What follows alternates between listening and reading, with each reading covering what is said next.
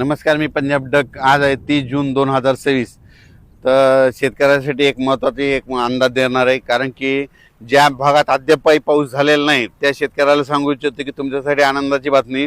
आज 30 जूनपासून ते 8 जुलैपर्यंत तुमच्यामध्ये राज्यात सर्वत्र सगळीकडे जोराचा पाऊस पडणार आहे, म्हणून हा अंदाज लक्षात घ्यायचा। म्हणजे आज बऱ्याच भागामध्ये सांगायचं झालं तर विदर्भामध्ये 11 जिल्हे, वर्धा, नागपूर, भंडारा, गोंदिया, चंद्रपूर, यवतमाळ, अकोला, वाशिम, हिंगोली, अमरावती, बुलढाणा या आज मात्र बऱ्याच भागामध्ये जिथं पाऊस पडला नाही ते भागात देखील पडणार। पण 8 तारखेपर्यंत मात्र सगळीकडे पाऊस पडणार आहे, म्हणून हा अंदाज विदर्भातल्या सर्व शेतकऱ्यांना लक्षात घ्यायचा। 8 तारखेपर्यंत सगळीकडे पाऊस पडेल आणि सगळ्या विदर्भात शेतकऱ्याची पेरणी होणार आहे, म्हणून हे शेतकऱ्यांनी अंदाज लक्षात घ्यायचा। त्याच्यानंतर मराठवाड्याकडे देखील हिंगोली जिल्हा, नांदेड जिल्हा, परभणी जिल्हा, लातूर जिल्हा, धाराशिव जिल्हा, संभाजीनगर, जालना, बीड या परभणी आणि मराठवाड्यातल्या शेतकऱ्याला सांगू इच्छितो की आज देखील दुपारनंतर 3-4च्या नंतर मराठवाड्यामध्ये सगळ्या जिल्ह्यामध्ये जोराचा पाऊस पडणार आहे। दररोज वेगवेगळ्या भागात पडणार आहे। 8 दिवसामध्ये सगळीकडे पडून जाईल। जे वंचित राहिले त्या 8 दिवसामध्ये त्या वंचित भागात देखील पाऊस पडेल आणि त्या शेतकऱ्याची पेरणी होणार आहे, म्हणून मराठवाड्यातल्या शेतकऱ्यांनी हा अंदाज लक्षात घ्यायचा। त्याच्यानंतर पश्चिम महाराष्ट्रातल्या शेतकऱ्याला सांगू इच्छितो की 8 दिवसामध्ये तुमच्या इकडे देखील जे भाग सुटलेला त्या सुटलेल्या भागात देखील पाऊस पडणार आहे, म्हणून हे अंदाज लक्षात घ्यायचा। त्याच्यानंतर उत्तर महाराष्ट्राकडे नंदुरबार जिल्हा झालं, धुळे जिल्हा झालं, जळगाव जिल्हा झालं, नाशिक, पुणे ह्या पट्ट्यातल्या सर्व शेतकऱ्याला सांगू इच्छितो तुमच्याकडे देखील म्हणजे ह्या आजच दुपारनंतर बऱ्याच ठिकाणी पाऊस जोराचा सुरुवात होणार आहे। पण 8 दिवस मात्र 8 जुलैपर्यंत मात्र खूप जोरात पाऊस पडणार आहे, म्हणून हा अंदाज लक्षात घ्यायचा। पण राज्यात मात्र ह्या 8 दिवसामध्ये काही ठिकाणी मुसळधार, कुठं अतिमुसळधार, काही ठिकाणी अतिवृष्टी होणार आहे, म्हणून हा अंदाज लक्षात घ्यायचा।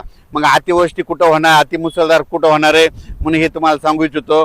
सर्वप्रथम मुंबईकरांनी हा अंदाज लक्षात घ्यायचा आणि सतर्क करायचं। मुंबईकडं म्हणजे 8 जुलैपर्यंत जोराचा पाऊस पडणार आहे, म्हणून मुंबईच्या जनतेने सतर्क राहावे। पुण्याकडे देखील खूप पाऊस पडणार आहे।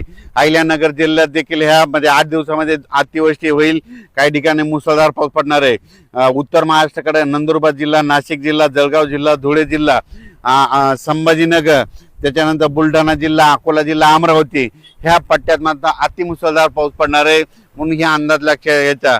आणि तुम्हाला सांगू इच्छितो शेतकऱ्यासाठी एक आनंदाची बातमी म्हणजे हे जे जिल्हे आहेत जवळपास 14 जिल्हे, नाशिक जिल्हा, मुंबई, त्याच्यानंतर मुंबईचे सगळे जिल्हे, त्याच्यानंतर अहिल्यानगर, नंदुरबार, धुळे, जळगाव, संभाजीनगर, बुलढाणा, अकोला, अमरावती ह्या पट्ट्यात मात्र अतिमुसळधार पाऊस पडणार आहे। त्या भागामध्ये जे छोटे छोटे तळे आहेत त्या छोट्या छोट्या तळ्यामध्ये पाणी येणार आहे, म्हणून त्यांच्यासाठी ही सर्वप्रथम आनंदाची बातमी।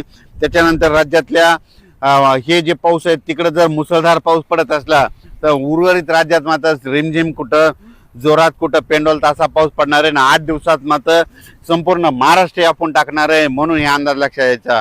ज्या शेतकऱ्याच्या शेतामध्ये जर वापसा असेल, ईदभर ओल असेल तर तुम्ही तुमच्या पेरणीचा निर्णय घ्या, कारण की 8 दिवस राज्यात चांगला जोराचा पाऊस पडणार आहे, म्हणून हे शेतकऱ्यांना लक्षात घ्यायचं। या पावसाचा विशेष आहे की कमी वेळात जास्त पाऊस पडणार आहे, म्हणून हा सर्व शेतकऱ्यांना अंदाज लक्षात घ्यायचा।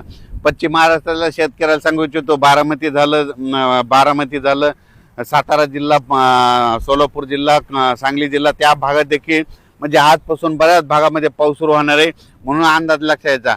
सांगायचं झालं तर हे सगळीकडे पाऊस काय होणार आहे म्हणजे जे आता हे जे पाऊस येणार आहे सगळीकडे कमी वेळेमध्ये जास्त पाऊस पडणार आहे, म्हणून हा अंदाज सर्व शेतकऱ्यांना लक्षात घ्यायचा। पश्चिम महाराष्ट्रात देखील सगळीकडे पडणार आहे, म्हणून हे अंदाज लक्षात घ्यायचा। राज्यात मात्र आज 30 तारखेपासून आजच बघा म्हणजे खूप ठिकाणी पावसाला सुरुवात होईल आणि जे भाग निरंक राहिला तिथं देखील पाऊस पडणार आहे, म्हणून त्या शेतकऱ्यांनी घाबरून जाऊ नका, कारण की 8 दिवस तुमच्याकडे सगळीकडेच पाऊस पडणार आहे, सर्व शेतकऱ्याची पेरणी होणार आहे। मी म्हणलो होतो ना 10 जुलै ते 15 जुलैमध्ये जे वंचित राहिलेले सर्व शेतकऱ्याच्या पेरण्या होतील, कारण की 8 तारखेपर्यंत सगळीकडे पाऊस पडणार आहे, तोपर्यंत वापसा होतच नाही, मग सगळ्या शेतकऱ्याच्या पेरण्या 10 ते 15 मध्ये होऊन जातील, म्हणून हे सर्व शेतकऱ्यांनी लक्षात घ्यायचं। आम्ही देखील पेरलोय आणि आता तणनाशक मारणं चालू आहे, तणनाशक देखील मारणं सुरू आहे आणि आमच्या पेरण्या संपूर्ण झालेल्या आहे। जवळपास 18 एकर सोयाबीन पेरणं झालं, कापसं देखील उगवलेले पाहू शकता, आमच्या गाड्या धूळ पेरण्याचे कापसं देखील निघालेले आहेत। हे 30 जून ते 8 जुलैपर्यंत जे पाऊस पडणार आहे त्यामध्ये शेतकऱ्याचं नुकसान देखील होणार आहे, कारण की पाऊस खूप पडणार आहे, कमी वेळेत जास्त पडणार आहे. म्हणून काय होईल, वड्या काठचे जे शेत आहे ते घासाघाशी होणार आहे, बांध फुटणार आहेत, कारण की पाऊस जरा जोरात आहे. म्हणून हे अंदाज शेतकऱ्यांना लक्षात घ्यायचं. आपल्या पाळीव प्राण्याची काळजी घ्या, पशुधनाची काळजी घ्या. झाडाखाली पाऊस चालू असताना आपली जनावरे बांधू नका, कारण की या पावसामध्ये विजेचं प्रमाण जास्त